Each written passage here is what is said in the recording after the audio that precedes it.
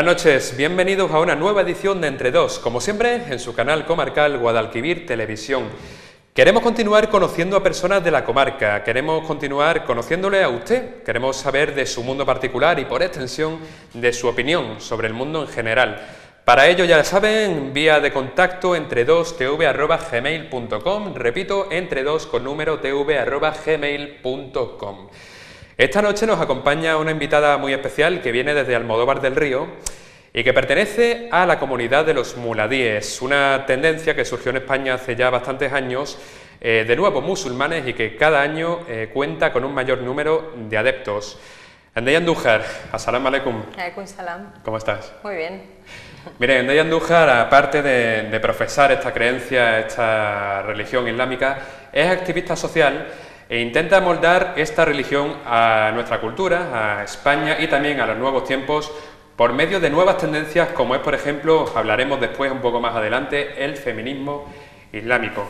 Ndey, ¿en qué momento de tu vida decides cambiar y adoptar esta religión?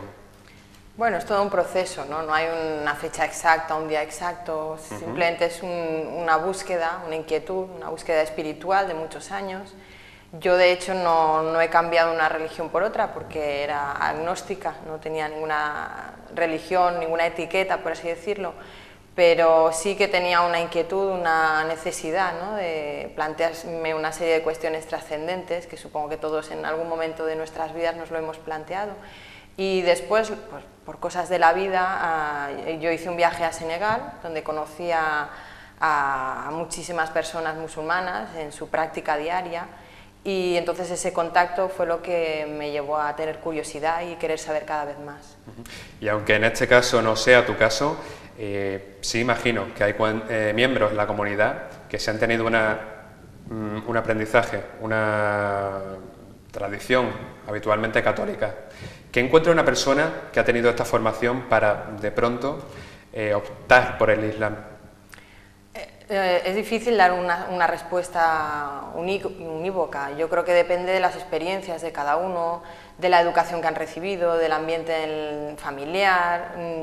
Supongo que tiene relación con el contexto histórico que hemos vivido en España y el nacionalcatolicismo relacionado, pues, con toda la época de la dictadura y la mala prensa que ha tenido la Iglesia. Yo diría más como estructura jerárquica y no tanto como valores cristianos, que en realidad el Islam y el cristianismo, pues, digamos, son como afluentes de un mismo río, son diferentes religiones, pero hay un solo Dios, o sea, en eso tienen en común todas las religiones. Pero yo creo que es más bien quizá, pues, algo que no les ha gustado en cuanto a jerarquías, en toda la estructura, ¿no?, y no tanto esos valores que digo que son comunes con cualquier otro creyente de otras religiones. Pero aún así, una persona que ha sido agnóstica toda su vida, que nunca ha creído en un Dios, ¿por qué de pronto decide hacerlo? Agnóstico, yo no entiendo el agnosticismo como el ateísmo. El ateísmo es la negación, ¿no? El agnosticismo es el decir no lo sé, no sé si es cierto o no es cierto, te planteas una serie de dudas. Y decía, yo sentía una necesidad espiritual, sabía que había algo más allá de lo que puede captar, ¿no?, la percepción humana, pero a eso no le daba nombre, simplemente que como yo no he tenido una educación religiosa católica, pues eso, las circunstancias de la vida me llevó a que lo que me enseñaban que yo sentía como una necesidad espiritual se le llamó Islam, pero quizá en otro contexto hubiera sido cristiana o judía. Bueno, judía no, porque es un poco más complicado, ¿no?, tienes que ser de familia. Quiero decir que estaba abierta a cualquier religión o cualquier espiritualidad y fue el azar el que me llevó al Islam. Sí me llama mucho la atención tu nombre, Ndey, aunque me comentabas que en el DNI sigue siendo Natalia. Esto de tomar un nombre árabe, ¿es obligatorio? ¿Se hace durante la conversión o es decisión personal de la persona? No es obligatorio, es algo, bueno, como un gesto simbólico, como un nuevo nacimiento, ¿no? Pero de hecho Ndey no es un nombre árabe, es un nombre wolof de Senegal, y a mí me lo dieron de manera afectiva los miembros de la familia de mi marido, él es de Senegal, y era para mí como un honor poder llevar un nombre senegalés. Y bueno, eso es un guiño, es una complicidad entre su familia y yo, una manera de integrarme, de decirme que pertenezco a la familia, pero luego siempre soy Natalia, ¿no? En todos los ambientes que no, digamos, no son familiares o en ese contexto, pues sigo teniendo mi identidad. Entonces, no es obligatorio, simplemente quien quiere puede cambiárselo y para nada no nos arabizamos, ni en el nombre ni en la vestimenta. Yo sigo siendo, bueno, me he visto igual que siempre y mantengo mi nombre para mi familia, mis padres, mi hermano, todo el mundo, mis amigos de infancia. Yo soy Natalia, eso no ha cambiado. No nos vamos a engañar, Endei y Natalia. Siglos de tradición católica en España han impedido que muchas personas vivan en una especie de burbuja que les impida conocer un poco más allá, que hay otras religiones, que hay otras culturas, que hay otras realidades fuera. Para las personas que no conozcan el Islam, ¿cómo es el día a día de un creyente? ¿Difiere quizás mucho del de un fiel de otra religión o no? Yo creo que no, tenemos muchísimas cosas en común, incluso diría con no creyentes. Yo tengo mucho más en común con personas solidarias, que se preocupan por los demás, que ayudan, que trabajan a lo mejor en proyectos de cooperación o que son solidarios, que a lo mejor con personas que supuestamente tienen la misma religión que yo y que tenemos puntos de vista completamente opuestos, ¿no? Yo creo más en el valor humano de las personas y no tanto en la etiqueta que cada uno se pueda poner. Entonces, en el día a día, digamos, es una conciencia de la presencia de Dios constante. Eso lo tienen todos los creyentes en menor o mayor grado, incluso uno mismo a lo largo de tu vida pues vas teniendo como unas etapas de más fe o más intensidad, ¿no? Espiritual, eso se va modulando, pero bueno, tenemos las 5 oraciones, que eso tiene un ritmo, ¿no? Nos establece unos ritmos, una conciencia de que a lo largo del día hemos de recordar a Dios, porque es un recuerdo, una manera de ser conscientes de su presencia y de que todo depende de Dios, que no hay nada más allá, o que no hay una entidad o algo que sea superior a nosotros mismos, solo Dios es superior, por lo tanto todos los seres humanos son iguales porque uno no puede ser superior a otro. Luego, por ejemplo, en la comida también, pues no comemos cerdo. Eso no significa que, por ejemplo, en un contexto en el que solamente hubiera cerdo, pues uno no se tiene que morir de hambre, ¿no? O sea, el sentido común prevalece ante lo que pudiera ser una especie de dogma, que en realidad no son dogmas, es sentido común, ¿no? Adaptarse al contexto en el que vives. Y bueno, eso, las cuestiones alimenticias, la oración, y después en el día a día, ¿no? Pues trabajamos, nos relacionamos con todo el mundo, o sea, es una experiencia diaria común al resto de ciudadanos. Y ahora que has hecho mención a esa cuestión alimenticia, ahora que no nos escucha nadie, ¿no echa uno un poco en falta, y más viviendo en Andalucía, el jamón y la cervecita? Yo no, de entrada ya nunca he bebido alcohol, nunca me ha gustado el alcohol, ni antes de ser musulmana, o sea que es algo que no, y además alguna vez quizá que lo probé pero que me sentaba mal, o sea que ni eso. Y luego lo del jamón, la verdad que sí que está muy bueno, todo hay que decirlo, pero luego ahí, digamos, se puede también comer cecina, se puede comer pues otro tipo de animales, que también es un proceso de elaboración pues como el embutido, pero en lugar de hacerlo con cerdo pues se puede hacer con otros animales. Y el sabor, a ver, no es idéntico, pero muy parecido. Entonces al que le apetece embutido también se puede comer embutido, pero que no sea de cerdo. Ajá. Vamos a prestar también atención no solamente a las diferencias del Islam con otras religiones, sino también a las similitudes. El Islam, todo el mundo lo sabe, cuenta también con un libro sagrado, que es el Corán. Imagino que lo conoce bastante bien, ese Corán. ¿Recomendaría su lectura a cualquier persona, aunque no sea musulmana? ¿Tiene algo que aporte que no se haya visto en otro tipo de libro sagrado? El Corán, yo cuando empezaba a leerlo y no era musulmana, es un texto duro, es muy duro. O sea, ¿en qué sentido? En el sentido de que hay muchos pasajes en los que se advierte o sea, es un lenguaje fuerte en un contexto, sobre todo en versículos de la etapa de Meca, en el que pues había una oposición por parte de la sociedad de Meca hacia el mensaje que estaba recibiendo el profeta, y entonces hay mucha alusión a resistir, bueno, hay todo un contexto de guerra después cuando el profeta se fue a Medina, es decir, que hay un contexto histórico que hace que hay que leerlo teniendo en cuenta ese contexto, y no se puede extrapolar algo que pasaba en el siglo VI sin más, ¿no? Sin tener en cuenta ese contexto al siglo XXI. Entonces, sin tener esa visión panorámica y ese relativismo que nos da el que un texto fue revelado en el siglo VII, eso no significa que está caducado y que no tenga vigencia en el siglo XXI, pero hay cuestiones de esa época que ya no tienen razón de ser. Entonces, sin tener en cuenta esa visión, hay pasajes que son duros, ¿no? Yo no leo directamente el árabe, por ejemplo, leo traducciones, también hay problemas en la traducción porque toda traducción es una interpretación. Entonces hay pasajes traducidos al castellano que son bastante polémicos y entonces hay que leerlo comparando diferentes traducciones, intentando saber cómo se han interpretado esos pasajes que hoy en día sorprenden, ¿no? Y sobre todo cuando, eso no solamente en el Corán, pero cualquier texto, cuando sacamos citas o fragmentos aislados sin tener en cuenta todo el contexto, en este caso intratextual, no me refiero al contexto histórico, sino al propio texto, pues entonces son citas cortadas y no tienen el sentido que tendrían si lo leyéramos teniendo en cuenta todo el conjunto del libro, el texto. Entonces, bueno, hay que leerlo, pero leerlo teniendo en cuenta una serie de precauciones, pero no solamente las religiones, cualquier ideología puede ser manipulada por intereses varios, ¿no? El peligro yo creo que está en esas alianzas entre el poder religioso y el poder político, y ahí sí que es peligroso porque ahí el pueblo pues no puede decir nada y se somete a dictaduras, pero ya digo, no solamente pueden ser dictaduras o teocracias en las que utilizan el nombre de una religión con fines pues poco altruistas, pero también se han podido dar con otras ideologías, ¿no? Como el comunismo o bueno, otro tipo de ideologías que también han desembocado en faltas de democracia y de libertades para la gente.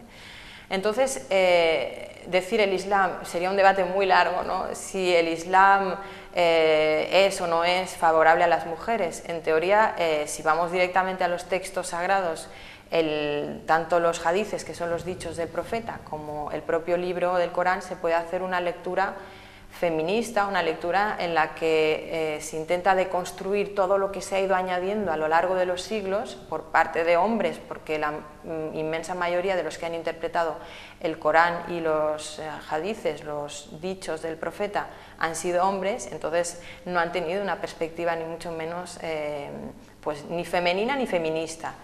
Y ahora, recientemente, ¿no? A partir del siglo XX-XXI, están empezando las mujeres también a interpretar el texto y a dar soluciones diferentes.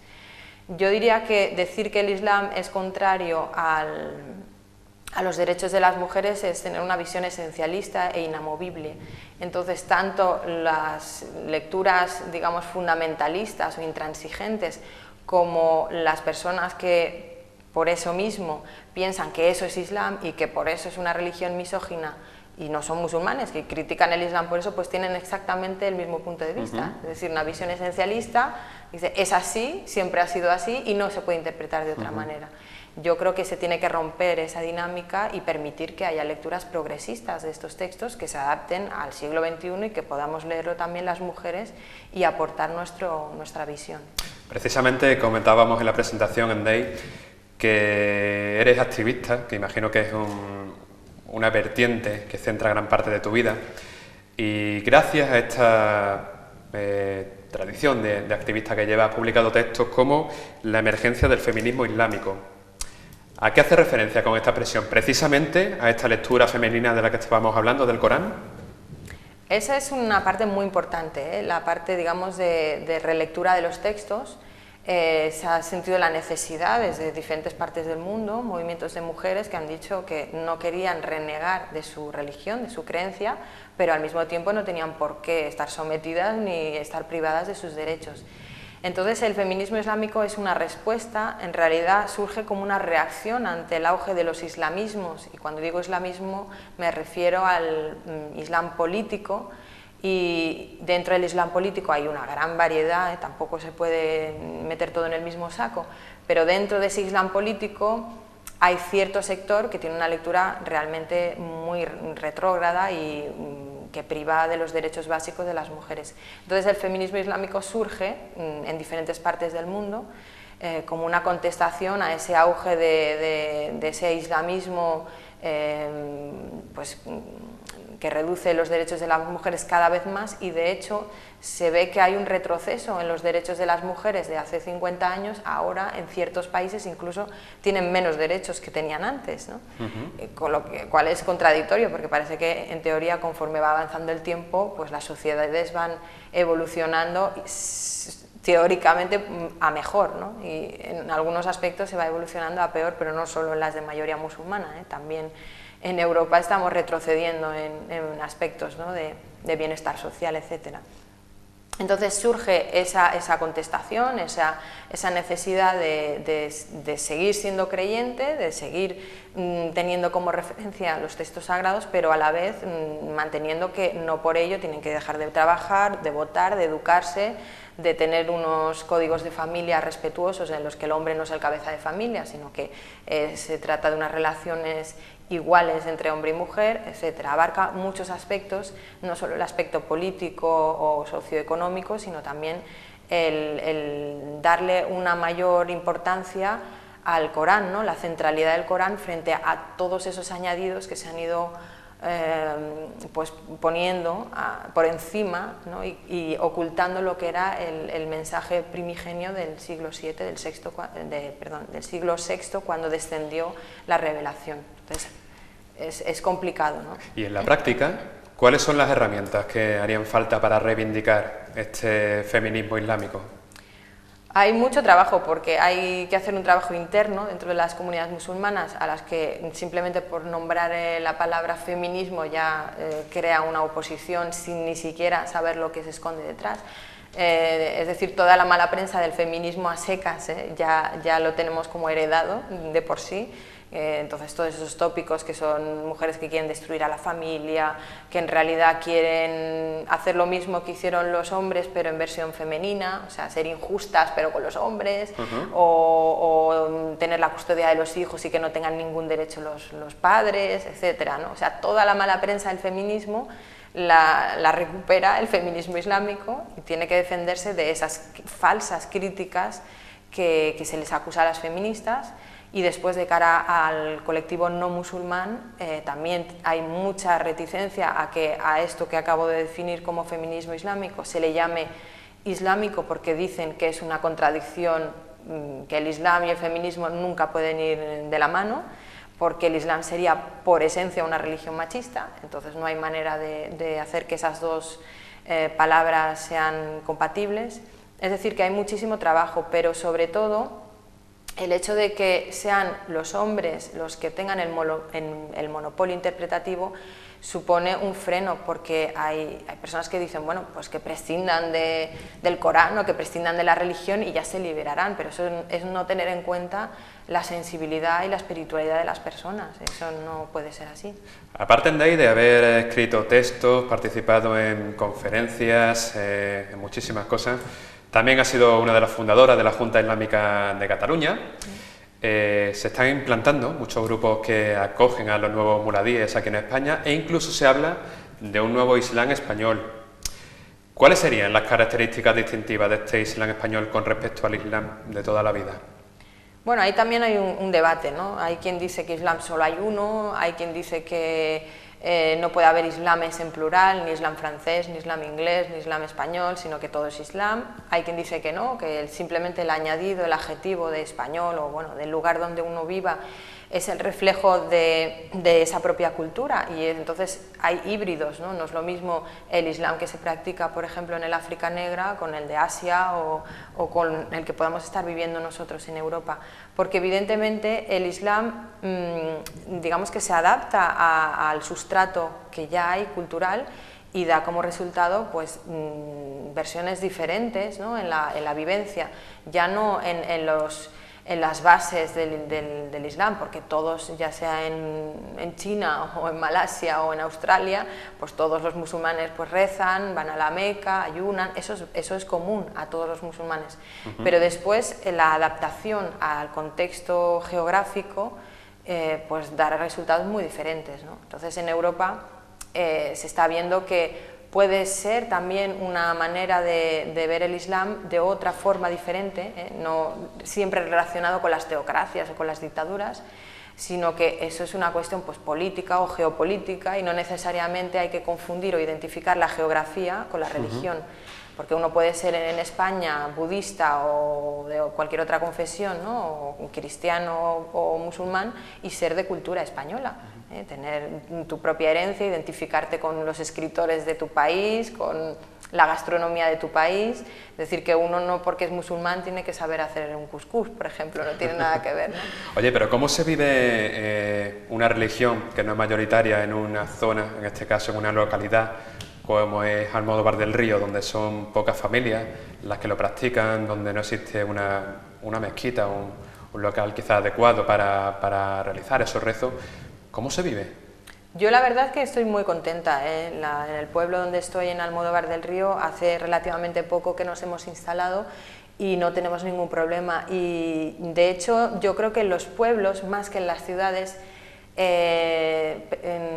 se mantiene esa inocencia en el buen sentido del término, de que no está todo tan corrompido por los medios de comunicación o por las tensiones entre grupos, ¿no? Entonces la gente es como mucho más acogedora, más abierta, esa curiosidad sana por saber, por conocer, y incluso, bueno, yo tengo 2 hijas, van al colegio, a un colegio católico y no hay ningún problema, han sido muy bien recibidas. Y la verdad es que muy bien. Todo eso luego se puede pervertir, pues eso, en las grandes ciudades, cuando hay bolsas de pobreza, entonces entran factores pues de conflictos vecinales, cuando se quiere abrir una mezquita, ya entran en juego otras cuestiones que yo creo que no son propiamente de las personas, de los vecinos, porque una vez que te conoces, pues ya se superan esas barreras, ¿no? Pero yo creo que en los pueblos, por suerte, todavía se mantiene esa importancia de la bienvenida del extranjero y del acoger y de hacer que formemos parte de esa sociedad, microsociedad, ¿no? Y por extensión, dejando al margen ese enclave del pueblo, ¿piensas que la sociedad occidental está abierta a acoger nuevas no, porque llevan miles de años existiendo, pero tendencias como son las musulmanas, o son un poquito reticentes porque quizá piensan que atenta un poco contra su cultura? Depende, yo creo que depende mucho. Yo he estado viviendo 10 años en Francia y ahora que estoy en Andalucía me sorprende ver por todas partes pues alusiones a este pasado musulmán, ¿no? Es que se palpa en la gastronomía, en el nombre de las ciudades, en todo, en la arquitectura. Parece que ese legado histórico no ha desaparecido, ¿no? Entonces, yo creo que es que forma parte, no es ni siquiera aceptar o no aceptar, sino que es que hay una continuidad que fue interrumpida, ¿no? por la dictadura en la que no había pluralidad religiosa, pero en realidad no es aceptar algo que viene de fuera, sino algo que ya formaba parte de nuestra idiosincrasia, y de hecho eso es lo que diferencia a España del resto de Europa, que tiene ese legado propio histórico, que es que está impregnado en todo, en nuestros nombres, en todo lo que he mencionado antes, ¿no? Y ya para terminar, Endey, proyectos de futuro, como activista sobre todo en pro de ese feminismo islámico. Bueno, una asignatura pendiente, que es una crítica que se suele hacer, en la que yo y muchas otras mujeres activistas somos conscientes, es que el feminismo islámico no debe pecar de ser un movimiento solamente dedicado a una cierta élite, a personas pues, de una clase social media alta, o que simplemente se elaboren debates pues, más académicos en ambientes universitarios, pero que eso no se traduzca en mejoras reales de las mujeres musulmanas. Entonces hemos ido realizando una serie de congresos en Barcelona y en Madrid, los últimos, en los que hemos querido pues, llevar este movimiento a debate público y sacarlo de los ambientes académicos.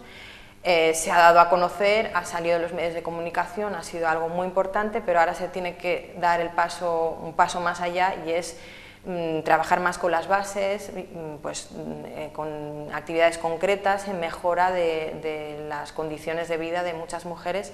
Concretamente yo me dedico más al contexto español, pero también a nivel internacional. Pues vamos a esperar que se dé ese paso, vamos a intentar que se repita esa tolerancia, esa interculturalidad de la que Córdoba siempre ha presumido. Endey Andújar, muchísimas gracias por estar esta noche en Entre Dos. Gracias a vosotros por invitarme. Ya sabes que esta es tu casa, para cuando quieras puedes volver y seguimos hablando de toda esta tendencia. Muy bien, gracias. Pues esta noche hemos estado con Endey Andújar. La semana que viene volveremos a contar con otro invitado, también de la comarca de La Vega, como siempre, en Entre Dos, ya saben, a la misma hora, en el mismo canal, Guadalquivir Televisión. Buenas noches, muchas gracias y adiós.